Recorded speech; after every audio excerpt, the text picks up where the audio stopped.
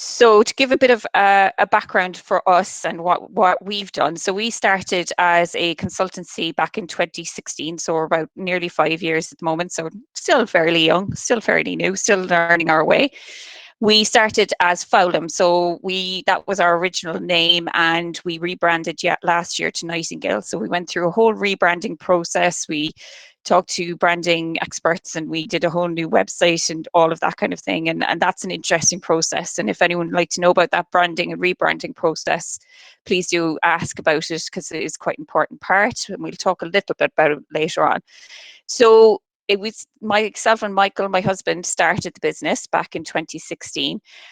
We both have a background in psychology. We studied human-computer interaction as part of our degree, and Michael then went on and did a PhD in user-centered design. He'll talk a bit about that in a minute. I did lots of different things. I became a teacher. I was a research assistant. I did research into Down syndrome and dyslexia.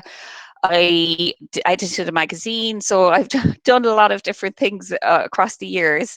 And then coming up to 2016, we started thinking about, should we start our own business? I was working freelance with a few different clients at that point. Michael had previously run a consultancy that got sold, and he'll talk a bit about that in a minute. So we got to the point of, should we do this? And it's that taking the leap thing of, should we actually make something of this, commit to it? And that process was not as hard as I would have expected it to be. I suppose we were at a point in our lives where it was maybe a step that was quite obvious for it to take, or for me to take anyway. I think it was possibly harder for Michael because he had a career and a long-standing history in his job, whereas I didn't. I'd done lots of different things and was freelancing. But when we started, we really didn't know what we were doing. I mean, we did try and read up on things. We did try to learn from other people, but a lot of it was on faith. We had 2 small children. We had a mortgage, as many people do.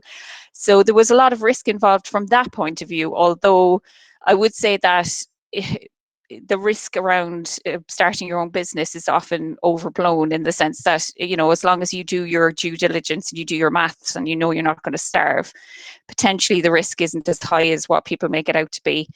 I think it's more because it's an unknown. People are not familiar with it. They don't know how starting a business works. And we were sort of in that boat as well. So we talked to different people. We tried to understand how a business works from a technical point of view. We looked into the tax. We talked to other people who ran businesses, and we had previously run, or Michael had run a consultancy as well that got sold. So we had some experience. And I suppose our motivation for starting the consultancy was to try and have something that was of our own, and that we could shape and grow the culture and provide jobs to other people, and have a culture and a way of working that suited us, that fit with how we wanted to work. So something somewhat idealistic in that front. And a lot of our beginning process was just finding our feet. A lot of that was about relying on other people, asking for help. We had contacts through Michael's previous work that got us work, which was very generous and kind of them. And there is a lot of generosity and kindness out there. There's a lot of people who want to help and who will just support you, which is surprising, I think. Relationships were really important, getting to know people, getting our name out there, starting from nothing and trying to get people to know who we were, marketing and such, although we didn't do much marketing to begin with. I'll hand over to Michael to talk a little bit about his thought processes around starting up the business and what he was thinking when we were doing it. What were you thinking, Michael? What was I thinking? Yeah, so it's obviously a slightly different situation with me, because I was in a, relatively stable sort of academic job. So it was a bit more of a sort of faith, I suppose, whereas Francis was doing the freelancing sort of style of working already. For me, it was a bit more of a leap, but I was in a point where I'd sort of for many years worked a combination of doing sort of academic research and working with industry as well, doing stuff with, people like Ordnance Survey, Logitech, and NHS. And it's sort of, just from sort of conversations with Francis really about what we could do differently. I mean, for me, a big part of the motivation was making somewhere that we'd want to work, and trying to sort of avoid some of the things that have frustrated us about places we've worked around sort of inflexible working, around sort of frustrations about not necessarily seeing the impact you have. I mean, I think that's fairly common sort of frustration around academia, is sort of being so far away from how your work is actually affecting people. Whereas when we're sort of running the company, it's much more sort of there in the work that we do, and we can see sort of good, which is, you know, satisfying, and it sort of counterbalances the sort of the risks then involved. As Francis has pointed out, I think there is a perception that it's a very brave thing to do, or that, you know, starting a business is this massive different thing. But when you get down to it, I mean, jobs aren't that stable anymore anyway. And I think that it's we sort of, you know, we did the numbers, we made sure we could survive, and sort of made a calculated risk sort of doing it. One of the things, of course, that we had to consider was the fact that we were both working for the company, which is obviously a bigger risk potentially sort of financially. If, you know, if things aren't going well, then neither of us are bringing money in. But then the sort of the flip side of that is we obviously know each other very well, trust each other, and we're sort of good at then being able to balance sort of family commitments, etc., between us, and it means it gives us that extra flexibility, which was sort of the opposite side of that risk. It gives us sort of that benefit, being able to sort of work around each other and knowing that we work well together and that we have complementary skill sets. Yeah, and I think in that there, it's about as well working with someone that you know, someone that you can trust, and having a partner. It doesn't obviously necessarily need to be your spouse, but working on your own can be quite lonely, quite difficult, and there's a lot of responsibility on your shoulders if you have to do everything on your own. I've seen other people working and building their own businesses solo, and I think it over time it gets harder and harder and harder, because the more success you have, the more there is to do, and the harder it is to really build anything beyond yourself. It ends up being just you churning stuff out and working a lot, and I think it can get to a point where you think, why am I doing this? You know, why am I doing this to myself? Whereas if you have a partner, someone you can trust and someone you can work with and share the responsibility with, then it does make it more fun, makes it more interesting, makes it less stressful. That is, of course, if your partner is reliable and on the same page as you and willing to take on as much responsibility as you are, which is obviously the minefield. As of now, we are 5 years in and we're still going, and we have a new office which we moved into at the start of this year out of necessity because our previous office closed. So we're still going, we're still thinking about where we can go next and growing and what we can do, and it stays constantly interesting, I think, is the one thing. It's never boring. It can be stressful, it can be difficult, but it's never boring. There's always something new, there's always some new challenge, some new thing that you have to think about. So I think that's definitely something that comes with running your own business. You're never turning the same handle day after day. You're always having to tackle something different. One thing I definitely wanted to talk about was bringing in expertise, which is the point at which everyone gets to when you start your own business or when you work on your own even, is when do you start asking for help from others, whether that's from a partner who's, you know, on the same level as you and is running the business with you, or bringing in experts, bringing in someone who has a specific skill set. It's a tough one, and it's one that's difficult partly because it costs money. And that can be an off-putting factor for people who especially are early on in their business and are worrying about what it'll cost. Can I afford it? The things to ask yourself, I think, when you are trying to make that decision, apart from can I afford it? Obviously, if you can't, then that kind of puts the end of that. But the questions to ask then are, can I do a good job of this myself? And I mean a good job, not an adequate job, not a slapdash job, but can I do a good job of this myself? Or could someone else do a better or quicker job than I can? And sometimes holding back and not bringing somebody else in, saving money and being cautious, is actually damaging, in the sense that you end up doing the job yourself and not as well as other people can. And so you don't actually save yourself money. You waste a lot of your own time doing something maybe not to a great standard. And I think to consider on that front is, what is it costing my business for me to do this job? If you are the main source of income for your business, then every minute that you spend on admin, you're costing time of the main person in the business, the main money maker of the business. If you are very hard-headed about it and sit down and calculate what your time is worth and what you're then spending on, say, admin or say marketing or whatever it is that you're, trying to bring other expertise in on, it could really surprise you how much it's costing. Because every hour that you're spending on, say, doing marketing, you're not doing work for clients, you're not doing building the business development. If you can give that work to somebody else and focus your time on high value activities, things that bring in business, then you're likely saving yourself money rather than spending money. So you definitely have to think of it in quite a cold, hard-headed way like that. And what other tasks could you spend that time doing? So if you're spending a long time, say, on marketing because you're not very good at it, what other jobs could you be doing? Could you give someone who knows what they're doing 2 hours to do a job that would take you 5 hours, and then spend those 5 hours on something that's much more beneficial? So it's thinking around, what do I actually need in the business? What could bring me forward? What could expand, grow, help me? And those questions are not always easy to answer, to be fair. But then, what is the cost versus what is the potential cost to me in running or doing that job myself?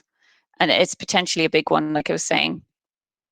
So the next I'm going to hand over to Joe, who's our project manager. And Joe joined us 2.5 years ago. And I suppose it's relevant to the whole question of bringing in expertise, because we got to the point where I need somebody, an extra pair of hands, someone who can do all of the difficult stuff around making things work, making things happen. So I'm not spending time on organizing all the time. I'm not spending time on just getting things going. And so Jo came on board and she started to whip us into shape. So I'll pass over to her and talk about systems and processes. Thanks, Frances. So yes, I would just like to tell you a little bit about our systems and processes. So I'll start by telling you about a mistake that at a certain point we realised we were making.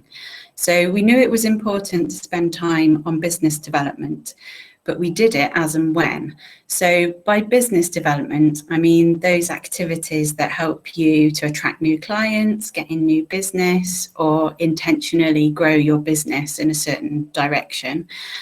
So those sort of things. And we were doing them either just squeezing them in when we weren't busy with client work, or kind of the other end of the spectrum where there was a sense of urgency. Oh, we should be doing this, we should be doing this sort of mode. So that created this situation where it was difficult to get things done or to keep track effectively. So we were making progress, but it wasn't in any kind of structured way. So what did we do about it? So what we did, we asked ourselves these 3 key questions. So the first one, what do we want to achieve? And then how will we get there? And how will we keep on track? So the first question set us off doing our strategic planning. So we wrote a business plan, and with some help, lots of help, we created a marketing plan, and things like that. So we set out our goals for what we wanted to achieve. So brilliant, you've got a load of goals, but how are you going to get there?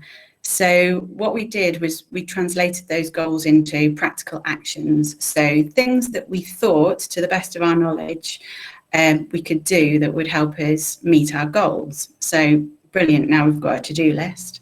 So how are we going to make sure that we did the things on the to-do list, and how are we going to keep on track? So what worked for us is we set ourselves some triggers. So that could be, for example, we decide that 4 times a year we wanted to have a really good look at the business plan. So we set aside time in our company calendar and we sit down and we do that, and we look at it and we review it, and we see what's worked, what hasn't worked, what we're going to do next. So we do a similar thing for the marketing plan, and for lead generation we meet once a month during that, because that can change quite quickly. So we set ourselves triggers. We also have kind of a virtual whiteboard that we do as a team. We gather around that every day. So these practical actions are tasks on that whiteboard. So they're there in front of us and we're reminded of them, and we do pick them up and we do them, and they get put in the done column most of the time. So the outcome of all of this is that things do get done. We've not quite reached perfection yet, but we are making progress.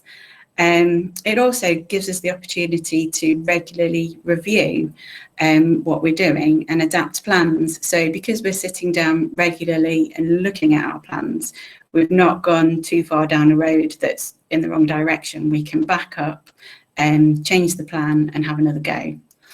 And essentially, it means we can relax and it frees up time for and focus for client work. So we can relax because we're not always thinking, oh, we should be doing this thing, we should be doing this thing. We've got a system and a process, and we can trust ourselves to see the triggers and get on with it at the right time. And it's great that it frees up focus for client work, because that's why anybody sets themselves up in their own business, because you want to be doing work that you enjoy doing, and you want to do it in a way that suits you. So I'll smoothly hand back to Frances. Thank you. And I would say that if I have learned anything about running a business in the last 5 years, it's that having someone like Jo is, you're not allowed to steal Jo. She's mine, but having someone like Jo is invaluable, because I think, especially if you come from a traditional industry, you've come from working in a place for a long time, you're not really tuned into the processes, the systems, the things that need to happen just to make a business run. Sometimes doing those things can seem like a waste of your time. They can seem like, why should I spend time fixing all of my folders, for example, tidying up all of my files? Well, you should, because it's a mess and you are the company. And if your files are a mess, your company is a mess. And so you have to spend time on it. But if you're one person, there's only so many hours in a day. If you're two people, it's definitely greater than the sum of its parts, in the sense that it's not just an extra person's effort you get. It's another brain. It's another person looking ahead. It's another person to bounce things off. It's a lot more than just an extra pair of hands. And going back to that, bringing in the expertise thing, I think it is very valuable to have that. And it does make a huge difference, I think. So we're going on to adapting to change, and this is relevant for us because we brought on Nancy at the start of this year. She started in January, and this is about growing and changing, and it's a process that I find when I talk to other business owners is quite daunting. How do I move from being just me to being two people or three? How do I move from being 3 to 4? And it is surprisingly difficult in the sense that it's not just a move from 3 to 4, it's a move from a smaller company to a slightly bigger company. And you do need to start thinking about, what do we need to do now more formally to take that into account? But Nancy will talk a bit about what it's like to join a small company from her point of view and what her experience has been. And it's something definitely to think about from your point of view as well, if you are thinking about bringing people on. Okay, so essentially I have a background very similar to Michael. So I come from academia, really. So I've, and a bit like Frances, done many different things, but I would say predominantly I've worked within academia as a design lecturer, and then also as a research fellow here at Nottingham. But and this may resonate with, if there's other researchers out there, I don't know, but again, a bit like Michael, I kind of just felt that we were always doing little bits of work, but I was losing sight of where they were going. So I got increasingly that I couldn't really feel what the impact was. I mean, I really enjoyed it, and it was had a very good 5-6 years there. But I sort of was starting to feel I needed a new challenge, and as I say, to be a bit nearer the result, if you like. I suppose that would be how I felt. I think also, and again, this will resonate with researchers, the sort of the short-term contract thing is fine, but you kind of always, you can never sort of, I felt you could never quite relax into anything, if you like. You were always kind of looking for the next thing all the time. A little bit like being freelance actually as a researcher, but without the extra perhaps the extra salary to cover that, shall we say. So I was really excited when this opportunity came up. But I mean, I recognise there were, as I say here, there were unknowns on both sides, I think. If you join a small consultancy, I don't think I've ever worked anywhere in a smaller group of people. So I would say I was quite daunted. it is a little bit frightening in some ways because you're very visible. At the university, it's the big comfortable mothership, if you like. There's lots of places to hide if you want to. So you feel more visible, I think, and a lot more aware that you're doing the right thing, doing a good job, and so forth. I think also I joined what was a very close-knit team, a small team, but really close-knit, work very successfully together. So you're very aware of if you'll fit in and so forth. So I was quite aware of that. And of course, I spectacularly timed it to be at the beginning of the second lockdown. So right from the first day, I think we actually did meet in December in a distanced for a distance coffee, but essentially I started remotely, and that for me was also a little bit terrifying because the technical stuff I'm okay, I'm not great, and so learning all of those processes and getting to know the team and doing it all from my son's old bedroom basically was quite was an interesting ride. But there were a few things, I think it's the next slide, that helped me a lot, and something that Frances said, as I said, when we had this distance coffee, she she didn't expect me to learn everything straight away, but rather that you take a bit of time and get it right. And that kind of resonated with me quite a lot. That put me at ease a little bit, I guess. I think the other thing that really, really helped me was I could see that rather, I've had jobs where you just sort of, you join, you scurry away, you find a few like-minded people and you kind of get on with it. And it's all a bit rushed. Definitely Frances, Michael and Joe very much allocated time to settle me in. So I got a sense, even though they were getting on with lots of other things, they gave me quite a bit of, have given me a lot of time. But in that first week, there was a lot of time set aside for me to get my head in to all the various processes. There was a very clear step-by-step induction that took me through all of the various marketing documents, the business plans, some of the previous projects, just silly admin-y stuff like logins and how we keep track of all of our passwords and so forth. The day-to-day stuff, but gone through in a very systematic way. And the other thing that really helped, I think, bearing in mind that we were working remotely, was we had, we still do have daily stand-ups every day for, I don't know, 10, 20 minutes. And they really help because every day you were checking in with people to start. And then we also had check-ins throughout the day. So I never really felt that I was left, kind of for 3-4 hours with no contact with anybody, if you like. So that really helped. And then also the four of us, we all have very clear roles. So we all, at the university, I would say that we very much did a bit of everything. And sometimes I'm not entirely sure how efficient that was. Here, there are very defined roles. However, I would say that I think it's very important we all have an appreciation of what each other do. So there is transparency.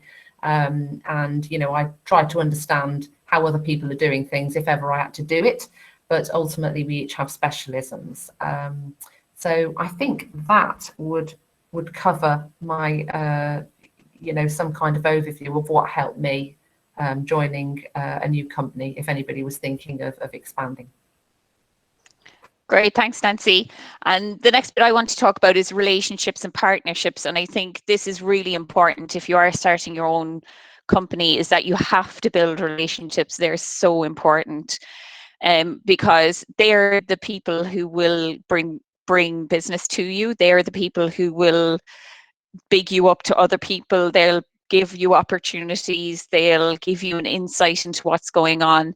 I think if you feel like I'm not very good at networking, I'm not very good at building relationships, I think you've two options there. Either get good at it or find somebody who is good at it and get them to do it for you, because our relationships have been absolutely vital, really, in every step of the way people right at the beginning of when we started out said, oh, I have some work for you, would you like to do this? I met up with somebody early on in a project who I hit it off with, and we worked together on lots of different projects, and that still reaps rewards today, even though we're no longer working together because she's moved elsewhere. There's been situations in which people have said, oh, I recommended you to somebody else, and they, you know, or even on LinkedIn, I commented on someone else's post and someone said, oh, I like your comment, actually, could we have a call? And the result is partnership from that. So you really have to do all of those things that seem quite incidental and possibly time wasting again, but they are really important. Going to events, talking to people, being friendly, chatting, commenting on posts, finding out the people who are good to know in a certain area, doing networking events, all of that kind of thing. And it's a part of the job I quite enjoy, whereas I think other people don't necessarily like it that much. And like I say, if you don't like it, then maybe get somebody else to do it for you, a business development person, someone who can be the face of the company, the person who will shake hands and do the schmoozing and all of that kind of thing. Like I say, it can seem frivolous, but it is actually very important. It's the most important part of your networking, of your marketing, I would say, especially if you're a consultancy, where people have to know what you do and have some trust in you and have a recommendation. It comes across much better if someone says, oh, I worked with this person and they were really good, or I know this person and I know they're really good, I know they'll be above board, and so on. So I can't really emphasize that enough. It's really important, and it takes time to build those relationships, so you have to also give yourself a break if it does take time. That's just the way of it, I think. Michael's going to talk a bit about risk and finance and the money side of things, which is important, so I'll hand over to him. Yeah, if you just want to go on to the next slide there, and I'll get into it quickly. But yes, so I mean, it's such a huge part of sort of running a company is about managing risk. It's the one sort of big, huge change from, I suppose, being an employee, is that as someone running a company, you're constantly making decisions and making small leaps, as well as the big ones. So there's lots of little ones, which sort of relates to what Francis was talking about earlier about the need for expertise. And there's so many different jobs and different bits of expertise that you just need to run a company. And you've got to make a lot of decisions about to what extent you sort of can make do, what you should spend money on, and again, as Francis was saying, what you should just spend time on instead. So some of the big ones we've gone through is obviously employing people. You've got to have a good idea of actually what that means financially and how you can sort of allow for that. But also, it obviously changes the nature of the business. Once you have employees, you have more people who are sort of dependent on you, and it adds to the sort of pressure of the situation very much. But also things like sort of where you're going to work from. So premises, we recently moved into sort of much bigger premises, which is obviously more expensive, but then it comes with the sort of benefits of being able to employ more people more flexibly. It means that we can work together better. So you're constantly sort of trying to think about actually, how can I spend both my money and my time intelligently, which inevitably means there's so many decisions, you're not always going to make the right one. You're going to make mistakes, and that's fine. I think that probably the biggest mistake you can make is trying to avoid these decisions. And if you can have that bit of sort of insight into yourself that that's something that maybe you tend to do, you definitely need a partner who's going to push you into those. And that's sort of, again, one of the benefits of being more than one person running the company, is that you can see each other's weaknesses and call them on it. And I think not making decisions is absolutely crippling for a business, and you can easily just say, oh, we're just going to make do, we're going to make do, we're going to make do, which isn't a problem until it is. And it's often, potentially it can be just sort of too late to sort of start spending money on things. And I think, yeah, the big thing with risk is, yeah, sort of you've got to be a bit comfortable with it and with the fact that you will have to make decisions which won't always be right, but you need to make them. Which comes on to, if you have the next slide, money. So obviously a big part of running a company is money, and I can't emphasize enough that someone who's running the company needs to not be an expert. I'm no expert in finance, but at least be comfortable looking at figures and understanding where you are, because it's not the same as personal finance. It's not even the same as sort of project finance if you're used to that in a sort of within a larger organization. You really need to keep your head in the game in terms of actually basic things. And again, I won't go into detail, but things like the difference between sort of the cash you've got in your pocket, as it were, versus what sort of profit you're making versus sort of the turnover, so the amount of business that you're doing. It's really important that you sort of have an understanding, keep an eye on what those are and what they actually mean. So turnover, you know, saying you've got £1 million business is all very well and you're selling £1 million of stuff a year, brilliant. But if you're not making any profit on that, then you, as a company, you're potentially failing.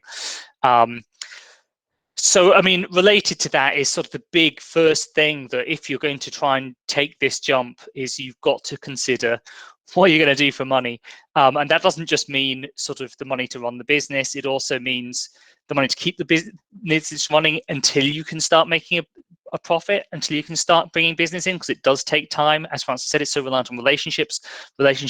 A lot of it is sort of meeting the right people. And again, it takes time and effort, which isn't immediately profitable.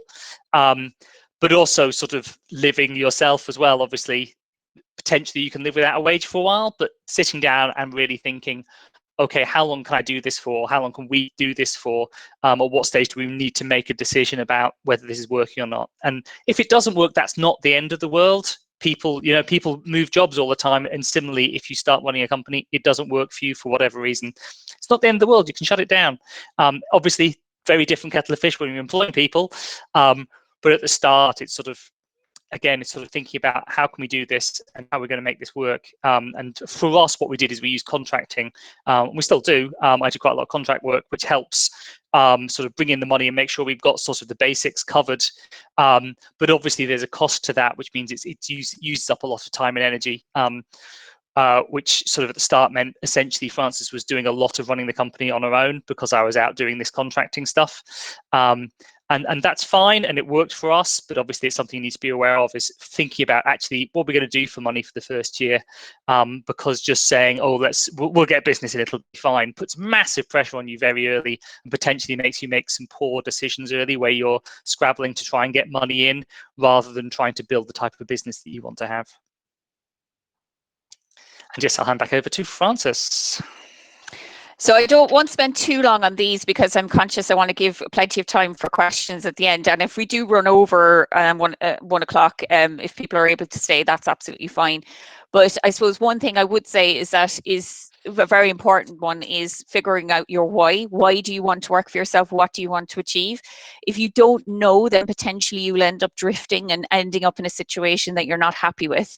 If you're working for yourself and you're as stressed and out of control as you were as an employee, then it's a bad position to be in, because you're much better off being an employee. It's much more secure in that situation. You're not gaining anything from it. There should be a gain for you. It should be worth it. And so it's worth focusing on, who do I want to work with? What sort of work do I want to do? And really steer yourself very consciously towards that. Don't get pulled into doing things that are just not what you want to do, because it's a very stressful position to be in, to be running a business that you don't enjoy. And I have seen people do that, and it is very, very stressful, much more stressful than being an employee, I would say. Relationships, I'm going to go back to this one. I know I've said it before, I'm going to say it again. It's so important to get out there, talk to people, make yourself visible, do events, network, all of that, because it is such a source of opportunity and support, and it just makes you feel a bit less alone, if nothing else. Michael, do you want to cover this one? Yep. So yeah, as mentioned, it's unpredictable. Sort of stability is something that possibly you get over time, but especially at the start, you don't know when success will happen and where it will come from. So it's important that you sort of got to accept that basically early on, that there is a level of unpredictability, and you've got to sort of go into it with your eyes open. Very few companies are very successful very quickly. It's just not how it works. It takes time, and you can't necessarily predict how that's going to happen. Go on to the next one. And yeah, the devil's in the detail. There's lots of little bits and bobs involved. And again, this emphasizes the importance of having partner or partners. There's a lot of things that you need to know a bit about. You don't need to be an expert, but you need to have your head in the game in terms of things like accounts, HR, employment law, taxes. There's so many things I found out about running a business that even when I run my previous business, I wasn't necessarily exposed to, because I was working with a lot of people in that one. But yeah, there's lots and lots of little bits and bobs that you've sort of got to get your head around. And this is a final one to end it on a positive note, or maybe a slightly scary note as well, is that you will learn and grow more quickly than you ever thought possible. I was at university for 3 years. I did a postgraduate degree, and I would say in the 5 years of running the business, I've learned about 5,000 times what I learned in those 5 years, 6 years, or whatever that I was at university, because you have to learn it. You have no option. You know, something comes up. How do we do an explainer video, for example, is what we did recently. How does filming work? How do you fix a toilet, which is another thing we had to contend with recently.